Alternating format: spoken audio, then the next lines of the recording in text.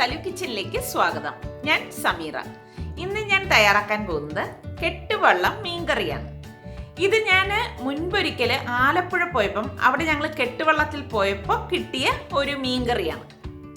അടിപൊളി കറിയാണ് കേട്ടോ.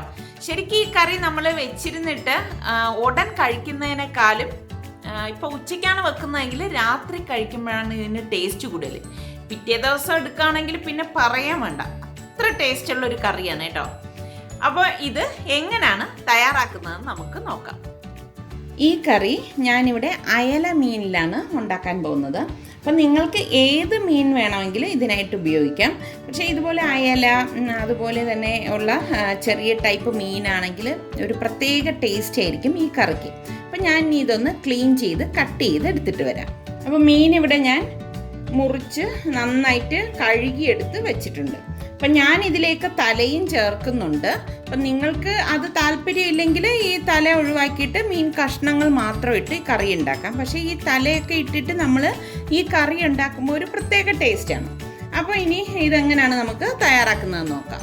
ഈ മീൻ കറി ഉണ്ടാക്കാൻ വേണ്ടിയിട്ട് നമ്മൾ ആദ്യം തന്നെ പൊടികളൊക്കെ ഒന്ന് ചൂടാക്കിയെടുക്കും. അപ്പോൾ അതിനുവേണ്ടി ഞാനിവിടെ ഒരു ഇരുമ്പ് ചട്ടി എടുത്ത് വെച്ചിട്ടുണ്ട്. ഇതിലേക്ക് 1/2 ടീസ്പൂൺ ഉലുവയിട്ടൊന്ന് വറുത്ത് കൊടുക്കണം.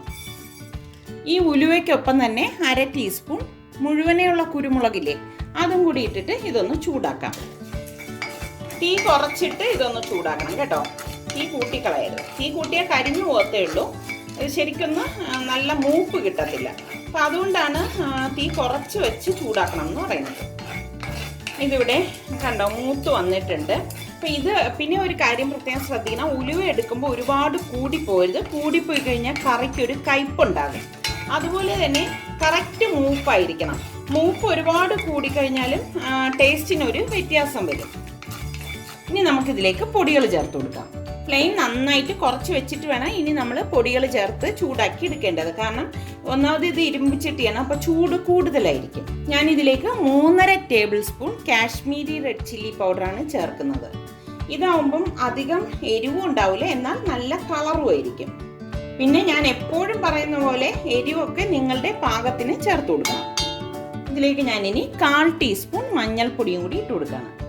ഇനി ഞാൻ മറ്റു പൊടികളൊന്നും ഇതിലേക്ക് ചേർക്കത്തില്ല. അതായത് മല്ലിപ്പൊടി ഞാൻ ഇതിലേക്ക് ഒട്ടും ചേർക്കത്തില്ല. മല്ലിപ്പൊടി ചേർത്ത് കഴിഞ്ഞാൽ മീൻ കറി നമുക്ക് അധിക ദിവസം വച്ചിരിക്കാൻ പറ്റത്തില്ല, പെട്ടെന്ന് കേടായി പോകും. അപ്പോൾ അതുകൊണ്ട് ഞാൻ ഇതിലേക്ക് ഇനി മല്ലിപ്പൊടി ചേർക്കില്ല. ഈ 2 പൊടികൾ മാത്രമേ ചേർക്കത്തുള്ളൂ. ഇത് നന്നായിട്ടൊന്ന് ചൂടാക്കിയെടുക്കാം. അതായത് ഈ പൊടിയുടെ ഒരു പച്ചമണം ഉണ്ടല്ലോ, അത് മാറത്തക്ക രീതിയിൽ ഒന്ന് ചൂടാക്കണം. നിങ്ങൾ ഇതുപോലെ ചൂടാക്കി എടുക്കുമ്പോൾ പൊടി കരിഞ്ഞു പോകാതിരിക്കാൻ പ്രത്യേകം ശ്രദ്ധിക്കണം കേട്ടോ. ഈ പൊടികളുടെ പച്ചമണമൊക്കെ മാറിയിട്ടുണ്ട്. അപ്പം ഞാൻ ഇനി ഇത് ഗ്യാസ് ഓഫ് ചെയ്ത് കൊടുക്കുകയാണ്. ഇനി ഇത് നന്നായിട്ട് തണുത്ത ശേഷം ഒരു മിക്സിയുടെ അരയ്ക്കുന്ന ജാറിലേക്ക് ഇട്ട് കുറച്ച് വെള്ളം ഒഴിച്ച് ഇത് പേസ്റ്റ് പോലെ ഒന്ന് അരച്ചെടുക്കുകയാണ് ചെയ്യുന്നത്. ഒരുപാട് ലൂസായി പോരുത് കേട്ടോ. അരയ്ക്കുമ്പോൾ നമ്മളൊരു പേസ്റ്റ് പോലെ വേണം അരച്ചെടുക്കാൻ. ഞാൻ ഈ പൊടി ഇരുമ്പ് ചട്ടിയിൽ നിന്ന് ഇതുപോലെ ഒരു പ്ലേറ്റിലേക്ക് മാറ്റിയിട്ടുണ്ട്. കാരണം ഇരുമ്പ് ചട്ടിയിൽ ചൂടോടെ നമ്മൾ വെച്ചിരുന്നാൽ അത് കരിഞ്ഞു പോകും. അപ്പം ഇനി ഇത് ഈ പ്ലേറ്റിലിരുന്ന് തണുത്തിട്ടാണ് ഞാനിത് അരച്ചെടുക്കുന്നത്.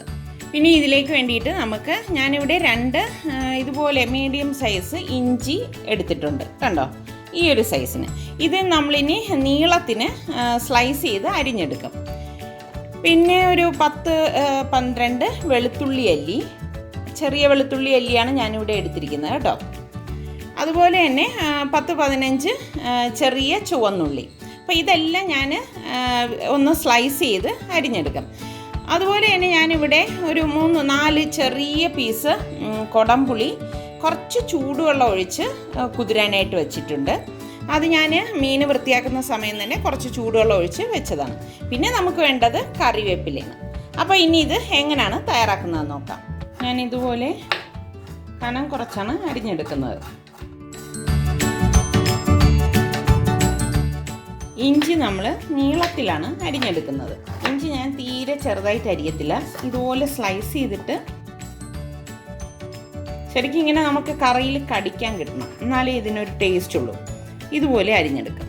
വെളുത്തുള്ളി നിങ്ങളുടെ കയ്യിലില്ലെങ്കിലും കുഴപ്പമില്ല, പക്ഷേ ഇഞ്ചി ഇട്ടിരിക്കണം ഈ കറിക്ക് കേട്ടോ, എങ്കിൽ മാത്രമേ നല്ല ഒരു ടേസ്റ്റ് കിട്ടത്തുള്ളൂ. ഇനി നമുക്ക് ഈ പൊടിയൊന്ന് അരച്ചെടുക്കാം.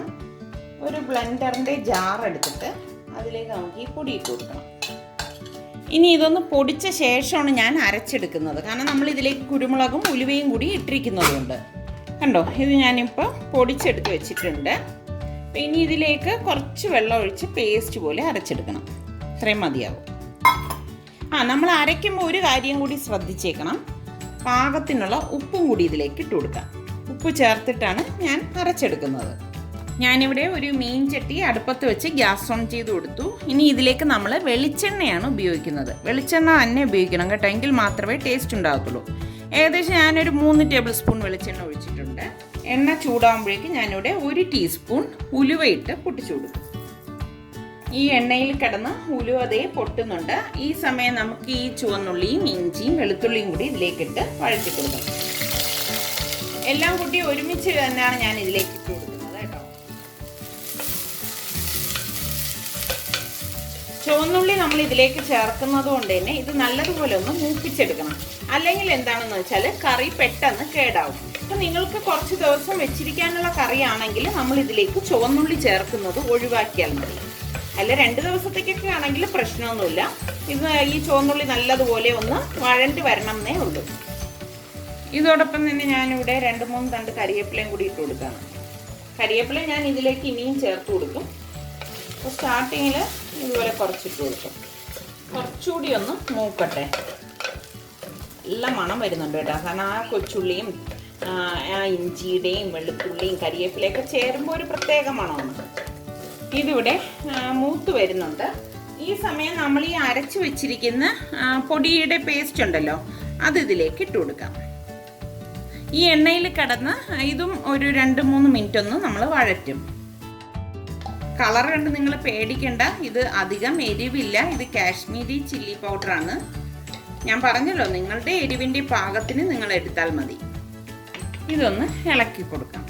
ഇനി നമ്മൾ ഇതിലേക്ക് വെള്ളം ചേർക്കുമ്പോൾ നല്ല തിളച്ച വെള്ളമാണ് ഞാൻ ചേർത്ത് കൊടുക്കുന്നത് കേട്ടോ. ശരിക്കും നല്ല ഒരു തിക്ക് മസാലയിട്ട് വന്നിട്ടുണ്ട് കണ്ടോ. ഇതിവിടെ ഞാൻ എല്ലാം കൂട്ടി നന്നായിട്ട് ഞാൻ വഴറ്റിയിട്ടുണ്ട്. ഇനി ഇതിലേക്ക് ഞാൻ 2 കപ്പ് വെള്ളം ഒഴിച്ചു കൊടുക്കുകയാണ്. തിളച്ച വെള്ളമാണ് ഒഴിച്ചു കൊടുക്കുന്നത്. നമ്മൾ ഇതുപോലെ നല്ല തിളച്ച വെള്ളമാണ് ഇതിലേക്ക് ചേർക്കുന്നതെങ്കിലും വീണ്ടും ഇത് നല്ലതുപോലെ വെട്ടി തിളച്ച ശേഷം മാത്രമേ മീൻ നമ്മൾ ഇതിലേക്ക് ഇട്ട് കൊടുക്കത്തുള്ളൂ. കണ്ടോ. അപ്പം ഈ സമയം നമ്മൾ നോക്കണം ഇതിൻ്റെ പാകത്തിന് ഉപ്പൊക്കെ ഉണ്ടോ എന്നുള്ളത്. അതുപോലെ തന്നെ ഈ കുതിർത്ത് വെച്ചിരിക്കുന്ന കുടംപുളി ഉണ്ടല്ലോ, അതെ ഇതുപോലത്തെ പീസാണ് ഞാൻ 4 എണ്ണം എടുത്തിരിക്കുന്നത് കേട്ടോ. അത് ഈ വെള്ളത്തോടു കൂടി തന്നെ ഇതിലേക്ക് ഒഴിച്ചു കൊടുക്കാം. ഇനി ഇത് മൂടി വെച്ചിട്ട് ഇതിവിടെ ഇരുന്നൊന്ന് തിളയ്ക്കട്ടെ. തിളച്ച ശേഷമാണ് നമ്മൾ ഇതിലേക്ക് മീൻ ചേർത്ത് കൊടുക്കുന്നത്. കണ്ടോ, ഈ അരപ്പ് ഇവിടെ തിളയ്ക്കുന്നുണ്ട്. നമ്മൾ തിളച്ച വെള്ളം ചേർത്തത് കൊണ്ടാണ് പെട്ടെന്ന് ഇത് തിളച്ച് കിട്ടിയത്. ഇനി ഇതൊന്ന് ഇളക്കി കൊടുത്ത ശേഷം നമുക്ക് കട്ട് ചെയ്ത് വെച്ചിരിക്കുന്ന മീനിൻ്റെ കഷ്ണങ്ങൾ ഇതിലേക്ക് ഇട്ട് കൊടുക്കാം. അയല മീനൊക്കെ ആകുമ്പോൾ പെട്ടെന്ന് തന്നെ വെന്ത് കിട്ടും കേട്ടോ. ഒരു 5 മിനിറ്റ് മതിയാകും. ഞാൻ അത്രയും മാത്രമേ വെക്കത്തുള്ളൂ, അല്ലാതെ ഒരുപാടിട്ട് ഓവർ കുക്ക് ആക്കത്തില്ല. ഇനി സ്പൂണിട്ട് ഇളക്കി കളയരുത്. ജസ്റ്റ് ഇങ്ങനെ ഒന്ന് ചട്ടി ഒന്ന് ചുറ്റിക്കേ ആകാവൂ. ഉണ്ടോ, കാണാമല്ലോ. ഇനി ഇതിലേക്ക് നമുക്ക് കരിവേപ്പില ഇട്ട് കൊടുക്കാം. കരിവേപ്പിലയിൽ തന്നെ ഉണ്ട് കേട്ടോ ടേസ്റ്റിൻ്റെ ഒരു മാറ്റം. കാരണം ഇതുപോലെ നല്ല ഒരു കിളിന്ത കറിവേപ്പിലാണെങ്കിലേ ഒരു പ്രത്യേക മണവും ടേസ്റ്റുമാണ് കറിക്ക്. അപ്പം ഇനി ഇത് അടച്ചു വെച്ചിട്ട് 5 മിനിറ്റ് ഇതൊന്ന് വേവിച്ചെടുക്കും. ഇതിനിടയിൽ ഞാൻ ചട്ടി ഒന്ന് ചുറ്റിച്ചു കൊടുക്കുകയുള്ളൂ, സ്പൂണിട്ട് ഇളക്കത്തില്ല. ഇതിവിടെ ഒരു 3 മിനിറ്റ് ആയിട്ടുണ്ട് കണ്ടോ. ഞാനിത് ഒന്ന് ചുറ്റിച്ചു കൊടുക്കുകയാണ്. ഇങ്ങനെ അടിവശം ഇളകത്തക്ക രീതിയിലൊന്ന് ചുറ്റിച്ചു കൊടുക്കണം. അപ്പോൾ നല്ല തിക്കായിട്ടുള്ള ചാറാണ് ഇതിന്. എല്ലാം പാകത്തിനുണ്ടോയെന്ന് നോക്കിക്കോട്ടെ. അടിപൊളി. വീണ്ടും ഇത് മൂടി വെച്ചിട്ട് നമുക്കൊന്ന് വേവിച്ചെടുക്കാം. ഇതിപ്പോൾ ഇവിടെ 5 മിനിറ്റ് കഴിഞ്ഞിട്ടുണ്ട്. കറി ഞാനൊന്ന് ചുറ്റിച്ചു കൊടുത്തിട്ട് ഗ്യാസ് ഓഫ് ചെയ്ത് കൊടുക്കുകയാണ്. ഇത്രയും മതിയാകും. പിന്നെ നിങ്ങൾക്ക് വറ്റിക്കണം എന്നുണ്ടെങ്കിൽ കുറച്ചുകൂടി തിളപ്പിച്ച് വറ്റിച്ചെടുക്കാം. പക്ഷേ അതിൻ്റെ ആവശ്യമില്ല. അങ്ങനെ വറ്റിക്കണം എന്നുണ്ടെങ്കിൽ നിങ്ങൾ ഇത്രയും വെള്ളം ഇതിലേക്ക് ചേർക്കണ്ട കേട്ടോ. ഏകദേശം 1.25 കപ്പ് വെള്ളമൊക്കെ ചേർത്താൽ മതിയാകും. അപ്പം കറി നമുക്ക് ഇത് തിളച്ച് വരുമ്പം കുറച്ച് വറ്റിയതുപോലെ ഇരിക്കും. എനിക്കിപ്പം ഇവിടെ കുറച്ച് ചാറിൻ്റെ ആവശ്യമുള്ളതുകൊണ്ടാണ് ഞാൻ ഇങ്ങനെ വെച്ചത്. ഈ കറിക്ക് ടേസ്റ്റ് കൂടുതൽ നമ്മൾ ഉണ്ടാക്കി വെച്ചിട്ട് ചട്ടിയിൽ തന്നെ വെച്ചിരുന്നിട്ട് വൈകുന്നേരം എടുക്കുമ്പോഴാണ് കുറച്ചുകൂടി ടേസ്റ്റ് വേണം. കാരണം ആ ഉപ്പും പുളിയും എല്ലാം ഇതിൽ മീനിൽ പിടിച്ചിട്ട് ഒരു അടിപൊളി ടേസ്റ്റാണ് കേട്ടോ ആ സമയം. ഞാൻ ഇനി ഇത് ഗ്യാസ് ഓഫ് ചെയ്യാണ്. ഞാനൊരു സെർവിങ് ചട്ടിയിലേക്ക് മാറ്റുവാണ്. കണ്ടോ, ഈ ഒരു ചട്ടിയിലാണ് ഞാൻ സെർവ് ചെയ്യുന്നത്. ഞാൻ ഗ്യാസ് ഓഫ് ചെയ്തിട്ടും ഇത് തിളച്ചുകൊണ്ടിരിക്കുന്നത് എന്താണെന്നറിയാവോ? ഇത് മീൻ ചട്ടി ആയതുകൊണ്ടാണ്, മൺചട്ടിയല്ലേ. അപ്പം നമ്മൾ എടുക്കുമ്പം മീന് പൊടിഞ്ഞു പോവാതെ വേണം എടുക്കാനുള്ളത്.